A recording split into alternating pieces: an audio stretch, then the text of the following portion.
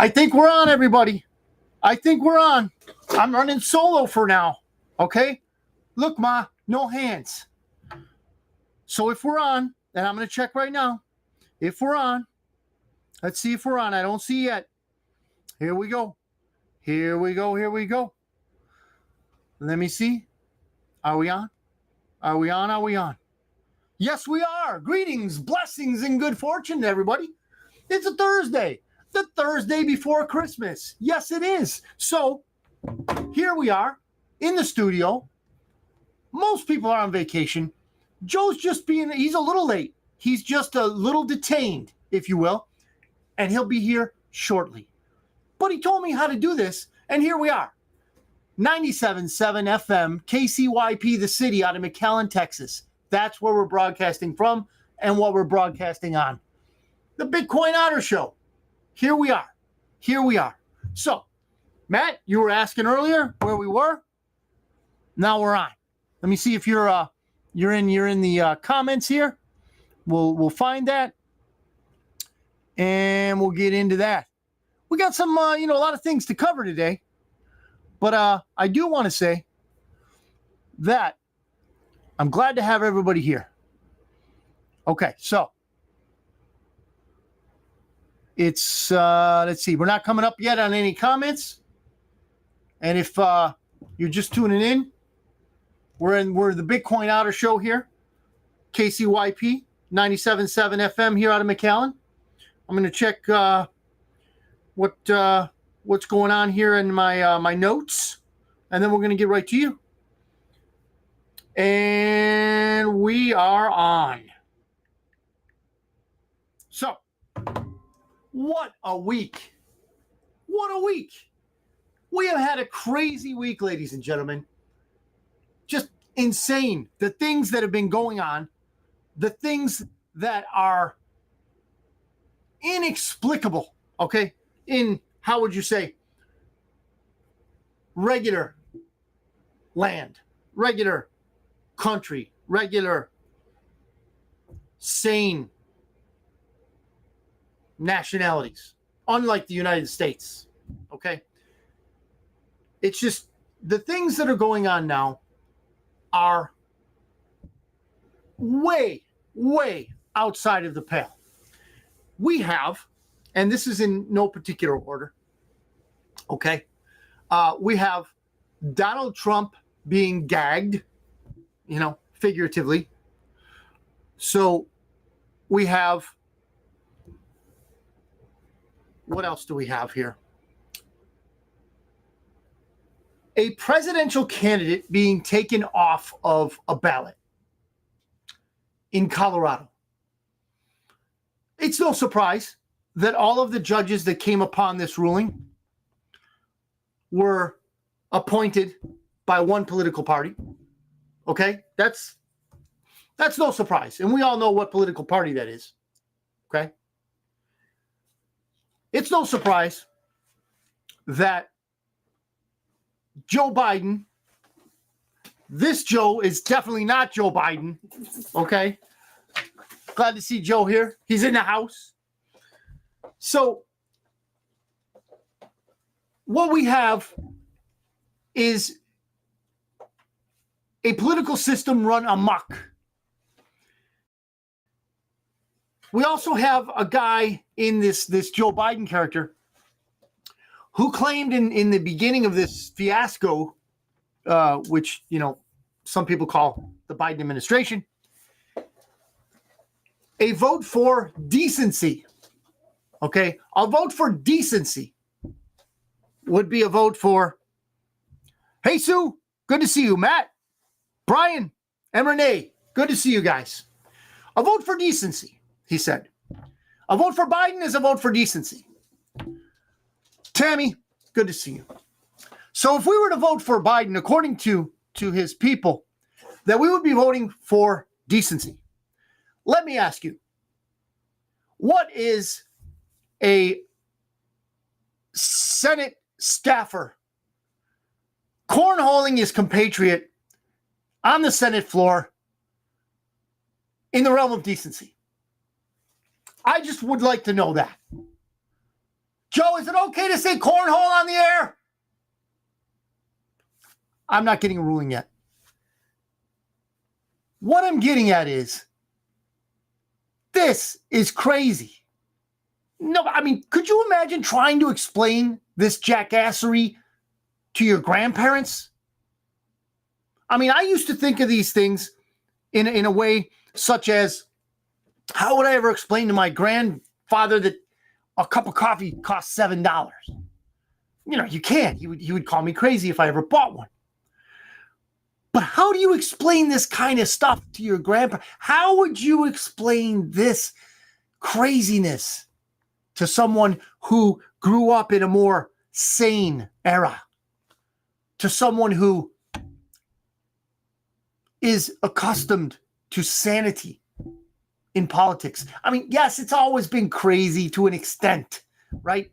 Oh, we had scandals, we had payoffs, we had, a Lewinsky under the desk, okay? Cigar sampling, and so much. Dad, my dad's watching today. Glad to see you, Dad. Glad to see you're on. Glad to see you're watching. Enjoy the show. Comment some stuff if you want to talk about some stuff. Crazy stuff, Dad. The stuff that's going on now, I guarantee you, was not publicized. Could have been going on during, the 70s, 60s, 70s, but it wasn't publicized. Not the way it is today. Certainly not. So we have all these things happening, yet we are being told from the lectern, okay, by Jean-Pierre, or whatever her name is, the spokeswoman, who just doesn't seem to be able to say anything that resembles the truth from behind that microphone. One of the things that you have the benefit of here with the Bitcoin Otter Show is, I at least believe what I'm telling you is the truth. I wouldn't tell you otherwise. I wouldn't make stuff up other than in, for parody or comedy or whatnot. But I wouldn't make something up just to cover somebody else's behind. I wouldn't do that because it's not right. Yet this woman comes to the lectern, to the podium, whatever you want to call it, day after day after day. And all we hear are lies after lies after lies. Now, I'm not going to say this is unprecedented. Not at all. But what I will say is this. I will say that they are becoming more and more outlandish. And more her response is just to walk away. Just to walk away. When a challenging question comes, she bolts. Okay? I can't remember the first name. Maybe somebody give me a helping hand here. I think it was McElhaney, the woman who was Donald Trump's spokeswoman. This woman got peppered every single day with just stupid accusations, complete lies, fallacies about how Donald Trump was managing the administration, how he was prosecuting the government of the United States. Just stupid thing after stupid thing. And she handled it. She just handled it. Told the truth to the extent of her knowledge and continued the briefing. But this one, lie after lie after lie. Just complete prevarication. However, what I also have noticed, okay, is that more and more people are waking up. More and more people are waking up. More and more people are looking at this and saying, this is an absolute clown show. This is just over the top, beyond the pale, whatever term you want to use. They're learning that this is a fiasco, that things shouldn't be this way, that things have devolved to an incredible extent. More and more people are waking up to this. More and more people are coming to the realization that we're living in a clown world. We're existing in a clown world. Okay? A clown world of the people that really want to control things, but it's too far now. It's too far. They're not going to put the Joe Genie back in the bottle. Okay, he's out. He's out. And I truly believe that at one point or another, and this I believe is going to be soon, the wheels are going to come so far off of the cart, they're just going to fall off. They're going to fall off the cart. And they're going to have to go with someone else. This Joe train has got to end for them. They can't allow this to go on. Hunter Biden is now being pursued. Now, of course, as we talked about last week, he won't have to talk at an inquiry of any kind. He won't even answer the subpoena. Now, the Trump children had to, but the Biden people, they don't have to because, well, it's the two-tier thing working out for them. So what do we have? We have government run amok. However, Matt says the cabal are scared beyond belief. Oh, you better believe it. You better believe it. So the cabal, the deep state, the criminal syndicate, the Illuminati, whatever it is you want to call it, the ruling class, the parasite class, as I love to term it, the parasite class that has enjoyed near complete control of the mainstream media, Hollywood, music for such a long time is panicking. Panicking because their method of control is becoming public. How is their method of control becoming public? Well, let's first say, what is their method of control? It's blackmail. Right? That's not surprising. But when that blackmail is connected to pedophilia, can you say Epstein Island? Can you say Epstein didn't kill himself? I think you can. I just did. Those are the methods that they're using nowadays. Maybe they were even long ago. I don't know. But we're just now, within the last few years, catching wind of this industry. So you have an Epstein Island, which we know there have to be more. And Epstein Island was basically a blackmail factory. Okay, they bring in the CEOs, the bankers, the politicians, all these influential people that sit in positions of power, if not authority. And they bring them in. They set them up with, I'm sorry to say, kids. And they film it. They record it. The whole sordid, nasty, abusive, evil thing. And then from that point on, their products to be bought and sold, their assets to be bought and sold and to be ordered around and to be dictated to, because let's face it, any career they have after that would be over. If it were to be publicized, it would definitely, it would be over. Their career would be over. Their everything that these people had worked for would be gone. It would be gone, simply gone. So, what do we do as concerned citizens, as patriots of this great country? What do we do? Well, we try to explain these things to people. We try to let them know that, you know what, there is a method to this madness. It might seem like it is completely out of control, and in some aspects it is, but at the same time, there is a driving force for good behind all this chaos. And what do I mean by that? I mean that the reason, like Matt says, the cabal is scared, the reason that they're running, the reason that they're scared beyond belief is because they know their time is near. How desperate do you think they have to be to take a presidential candidate off the ballot? I'll tell you how desperate they are. The same Communist Party did this once before. They did it once before. When did they do this? Well, when their cash crop, slavery, was in jeopardy, they took the Republican nominee candidate off of the ballot. And I think it was 10 states. What was that guy's name? Abraham Lincoln. So the same party that is taking off Donald Trump because they know what's coming with him was the party that took off Abraham Lincoln from the ballot. How did that work out for him? Colorado's one state. Okay. The commies took 10 states. Took his name off the ballot of 10 states back in the day. How did that work out? Noe, good to see you. How did that work out? Not very well for them. Okay?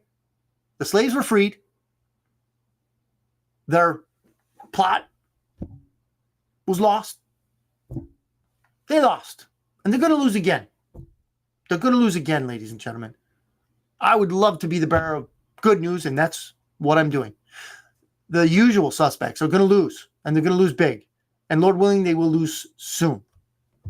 I got a couple things. I don't have notes today. I was running late also, so I didn't have time to do my notes, so to speak. So I have some things that I would like to talk about. Okay? One of those is this. And this is from Zero Hedge. Red Sea blockage means a new round of surging cost push inflation. Basically what it means is, Seven, Jaime, good to see you guys. I was just mentioning that because of the what have you in the Middle East, the Red Sea is becoming more and more treacherous for shipping, for freighters, tankers, all the stuff, all the ships that take the stuff that we want and that we need through the Red Sea from China or whatever in the East, right? So as these ships go through the Red Sea, they're being attacked by the Houthis or the Houthis or whatever they're called. So got the thumbs up. So what's going on is, according to the people that I've been listening to, Iran is financing the Houthis or whatever. Not to be confused with the blowfish. The Houthis are different. So these people, I guess, are shooting RPGs or they're doing something that is interrupting, basically terrorizing, right, the shipping lanes. So what they're going to have to do, these shipping companies, is that they're going to have to go around the Cape of Good Hope, which is South Africa. Now, I wish if I had more time, we could have done this better, and I'd have the map up here. But we'll use the Otter's Nose. So let's say the Otter's Nose is the Red Sea, right? So we go through, comes from China or wherever, goes through Saudi Arabia's in there too, goes through here, Red Sea, boom, right there. Well, they're attacking right around where these whiskers are at. So the distance, and this is to scale, it's got to be, right? So South Africa is down at the edge of the Otter's shirt. So they've got to go from here down to here now and over either to Europe or to the US. I'm not sure why they don't go this way. This is just what I'm reading. So from here, straight shot, easy. This is 40% more time. Or maybe more, depending on how the seas are down at the Cape of Good Hope. So basically, Jaime's got a party to get to. Okay, and apparently they're ready to go. Hang on a little bit, guys. We're talking about the Cape of Good Hope on the shirt of the Otter. So, all right, Joe's got it going on. Here we go. The Red Sea, right here. So, the Middle East, says right there. So, we come from China or, Taiwan or the other manufacturing hubs of the world, right? Where the jobs were shipped out from our country. So, they come through here, and apparently somewhere in here, probably in here, it's the easiest way, or maybe up in the Suez, they're attacking. The Houthis are attacking the shipping lanes, right? They're attacking the ships in the shipping lanes. So what they're being forced to do, and this is, of course, the northern section of Africa. They're being forced down here where you can't even see. They're being forced to go, the shipping lanes are being forced to go way south into regions that they haven't had to use in a long time.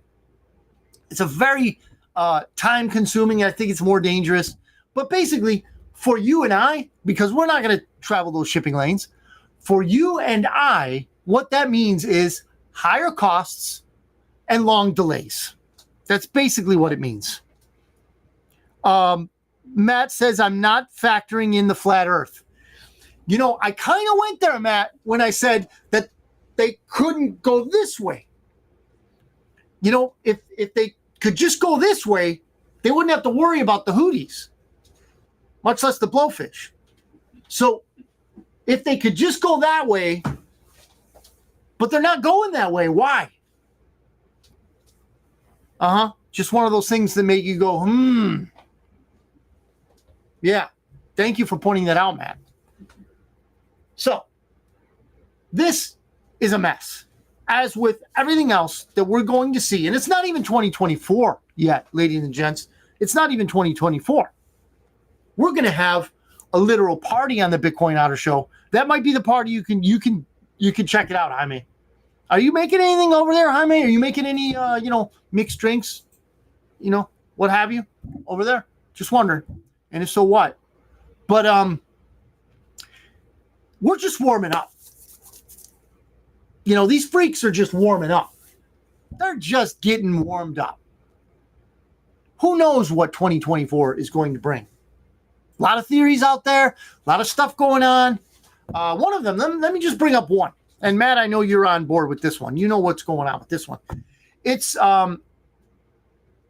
said that we are going to undergo a communication breakdown. Okay? How is that going to look? My crystal ball is in the shop. I don't know. But if this theory is correct, and I believe it's probable. Why? Because they're going to do whatever it takes. They're going to do whatever it takes. If the events of these last few weeks, okay, have not convinced you that the communists, the globalists, the parasites, the parasitic ruling class, if these things have not convinced you that they're willing to do anything and everything to keep Donald Trump, the outsider, off of the ballot, to keep Donald Trump, the outsider, okay, the bringer of vengeance, okay, that so many of us that hate pedophilia want to see in office, because we know he's going to bring it. He's going to bring it, ladies and gentlemen. He's going to bring justice. And that's what the criminal syndicate is deathly afraid of. Justice. Because they're going to be on the other side of it. So, this communication breakdown, what does that mean? Could mean many things. But what I believe it to mean is that somehow, some way, the usual suspects are going to interrupt, disrupt. They're going to want to completely disconnect us from each other and us from any news sources that they don't approve of. Okay, so obviously, YouTube, Facebook, we're going to be down. But if I'm telling you right now, if there's a way, we're going to get this show off. We're going to get this show from here to you in any way we can. So, Jaime says, Huey Lewis in the news is lying in wait. I'm not getting it. Lying in wait. Please explain. I'm a little slow today. Sue says, what about the Fed fake out? The Fed fake out.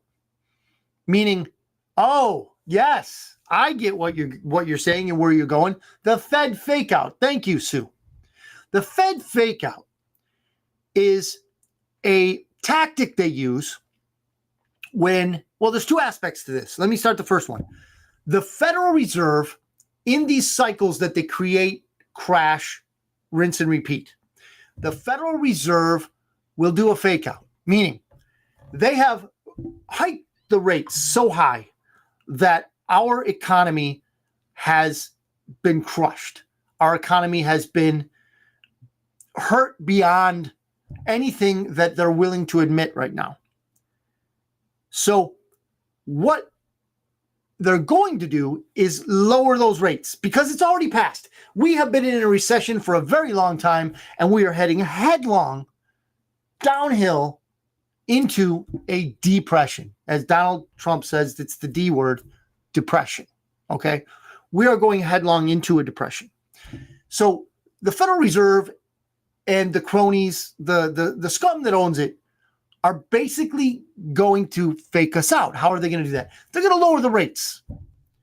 They're going to lower the rates when it's going to be ineffective. What will that do? Well, first of all, it will give people hope. False hope, of course. What they're going to think, what they're going to say is basically that, hey, we can now buy a house. We can now get a loan. We can do the things we used to do because the rates are coming down. Now, the people who own the Federal Reserve know that it's a fake, a fraud, and they're phonies. Why? Because the inevitable is going to happen. It's going to crash. So that's the first aspect. It's going to crash. Your house that you just, hey, Nick, good to see you. The house that you just bought for, let's say, what are we at? We're in the sixes right now. 6-something%. The house that you just bought because the Fed, the nice guys in the Fed, they lowered those interest rates down to like 4, maybe. I don't think they'll go as low as 3, but who am I? They're going to lower the rates, and they're going to claim that this is their effort to bring inflation under control. They're going to bring all these kind of things under control. They're going to, in their words, they're going to do their job, so to speak. So when it does crash, they're going to be able to say, wasn't our fault. Look, we were lowering the rates. We were doing our part. That's the first aspect, okay? The second aspect is going to be that the people that get suckered in, oh, it's a lower rate, I'm going to buy the house, are going to lose their house. They're going to lose, depending on what your economic status is, what your situation is, they can lose everything. This has happened before in 2008. Not that long ago. They're going to fake us out. They're going to say, hey, it's down to 5. It's down to 4 maybe. All right, we're in the clear. I can now buy a house. And those people who buy a house months later are going to be devastated. And that's when BlackRock comes in and Warren Buffett comes in. And they buy all of these properties up, pennies on the dollar. Because the Fed did what it always does. Jeff, good to see you, Jeff. This is predictable, ladies and gentlemen. Not because I'm smart, but because it's all been recorded in history. This can be seen, this can be followed, this can be tracked, this can be predicted. Because we know what happened in the past, and we see what's happening in the present. It's only a matter of time that they do in the future what they've done in the past. And this is why I've been saying for such a long time, keep your powder dry. Save some money if you have it. Stay out of debt. By all means, if you can stay out of debt, please stay out of debt. I'm no financial advisor. As I've said many times, I don't have a tie. What am I going to advise? I can't advise. I won't advise. I'm just saying that I have thought about these things for my family. I have thought about these things to keep my family in a home during whatever, the craziness that's going to transpire in this year. So perhaps you might want to think about it. Maybe not take my advice, but think about it. What fits best you and your family? Is it land? Do you have enough money to buy land? That might be something you want to think about. It's not going to go to zero. And in worst case scenario, you can live on it. Right? Land. Gold. Great investment for thousands of years. A little expensive, which brings me to my next one, silver. Silver, pretty much all of us can afford at this point. It may come to the point when, and some people do say, that it's going to come up to the point where we won't be able to get silver. Not just because of the price, but because it's just not going to be there to be had. Remember, it's an industrial metal. It's also becoming a very hot commodity because people realize what's happening to the Federal Reserve note. So the last one, of course, is part of the name, Bitcoin.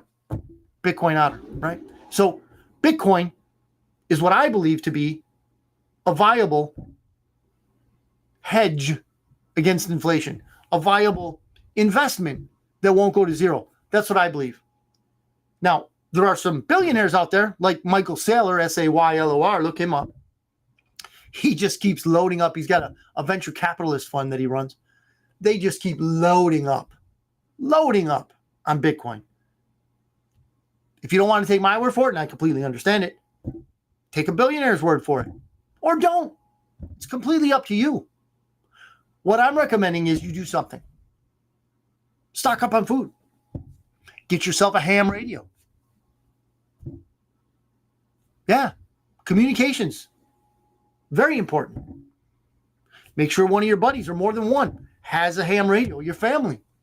Have a ham radio. Be on the same frequency, so to speak. And literally speaking. I don't know what's going to happen in the future, but, for a small investment, you can at least be prepared and not scared. So what else is looking at us from 2024? Well, some people think that there's going to be an event. What do I mean by an event? Well, let's take stock of our situation. We have a war already being prosecuted in Ukraine, which I hope is being wound down. It's obvious who was going to win, from the beginning, but it's winding down. We have a war that was sparked, weeks ago, a month ago, in the Middle East between Israel and the Palestinians, right? That's going on. We've got a situation where China has basically told already the resident that they're going to go into Taiwan. We've got a lot of this stuff going on internationally. Attacks, counterattacks, wars, conflicts, etc.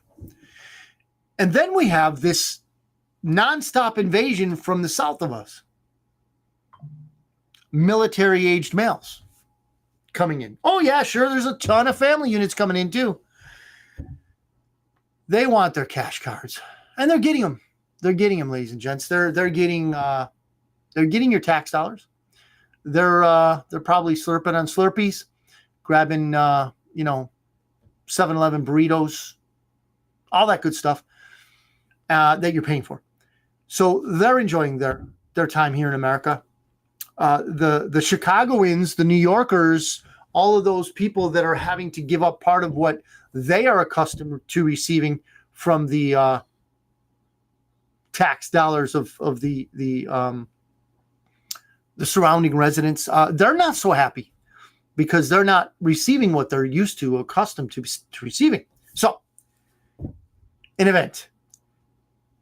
All it will take is one of a couple of different things. Let's say it's going to be a legitimate event. Iran, for instance, we pissed them off.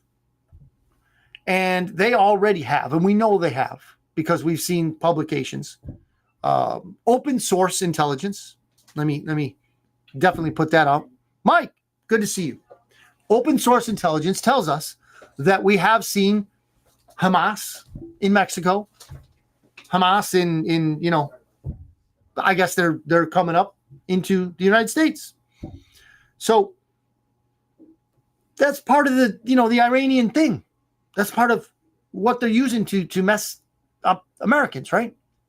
And the Western world at large. So you can only imagine that they have some sleeper cells. So a legitimate event, terrorist event in nature. And I'm not trying to scare anybody. I'm just saying, this might happen, right? It could be legitimate in the aspect of, or in the respect of, hey, these people were ordered to do this or to do that. Okay. Not in the sense that I think it was Elon Omar said, some people did something on 9/11. Yeah, Elon, sure. Jeff, I won't go that far. I won't go that far, Jeff, about the blue states. I won't, because there's some good people there that just don't know enough to know where we're coming from. But that being said, the other side is an illegitimate, what they call a false flag event, to scare us, to get us off balance, to basically disrupt things, especially coming closer to the election. Because, ladies and gents, there will be no holds barred. There will be no stops. It will be, if not controlled by whom I believe to be the patriots, whom I believe to be the good guys, it will spill over and it will get ugly. And it might get ugly anyway, but I truly believe that it's going to be well in hand. We're going to have a scare. Oh, yes, we're going to have a scare, because I'm thinking that there are many people who just won't wake up without that scare. How many times in our lives have we put off a decision and then something came so close that we were like, oh, pucker factor, and then we finally decide to take action?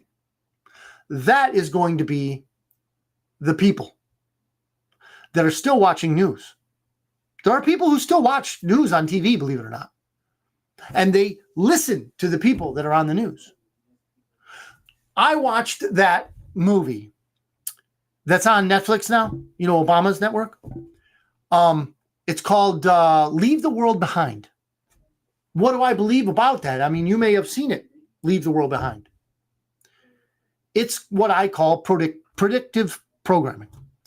They are they're bringing out into the public, or the onto the airwaves, a scenario. In this case, it's a communications breakdown, along with a possible war scare, an invasion scare, and then a civil war scare. And they're wrapping it all up. They're really enjoying this. So they're basically telling us to not trust white people, which, I mean, maybe that's just something you don't want to do. You don't want to trust a white person. That's fine. But what I'm seeing is that they want to divide us. Number one, they want to divide us so that we don't help each other out. That was said. That was one of the lines in the movie, in case I'm losing you. But other things. This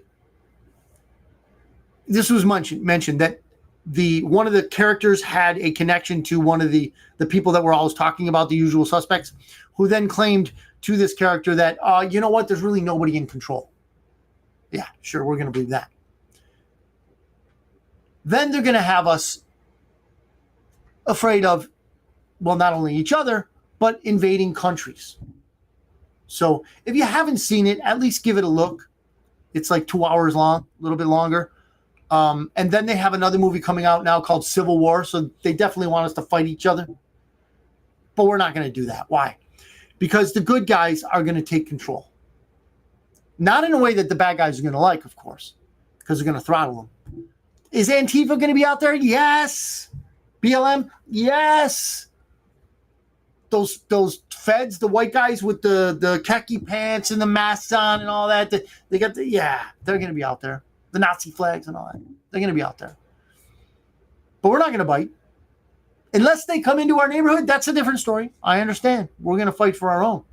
But if they're out there in the city streets doing what they're doing, inviting us to come, get in the mix, no. You do your thing out there.